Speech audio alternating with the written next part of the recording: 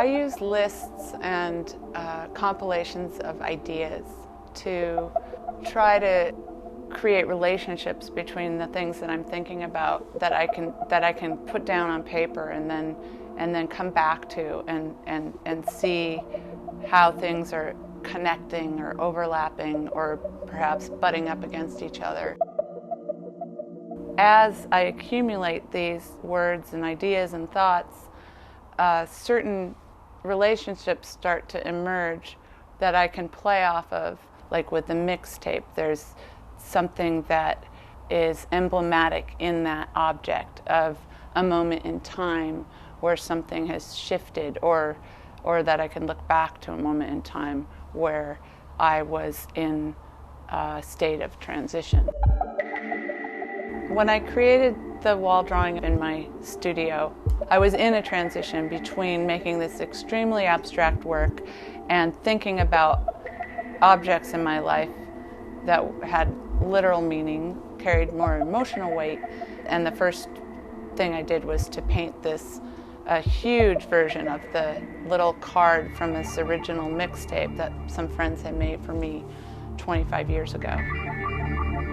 The logo that was on the mixtape, I realized that it supported this sort of infinite structure. As one line leads to another line, or I fill in one area and then another, then I'm starting to respond to not just the last mark, but all the other marks that came previously.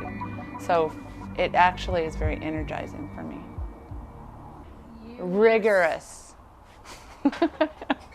I think the word you're looking for is rigorous. But yes, I could see how some people would find it tedious.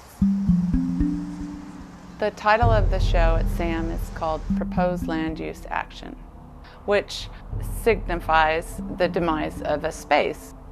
In South Lake Union, it's very common, and I have been in several buildings down here that have been demolished and then redeveloped.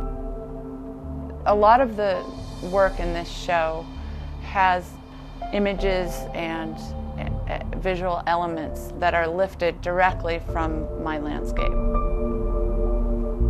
The series of noise reduction pieces where I used the exact wording from my original mixtape, noise reduction, chromium dioxide, that was very much a part of my history and most people my age.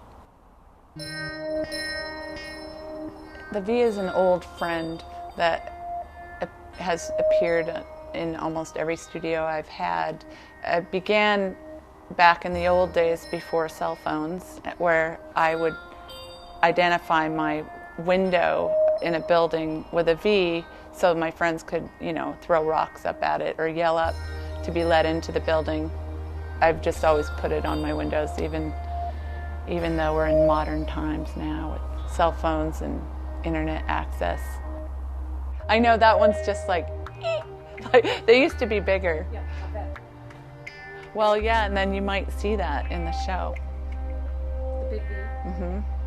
Cool. You might.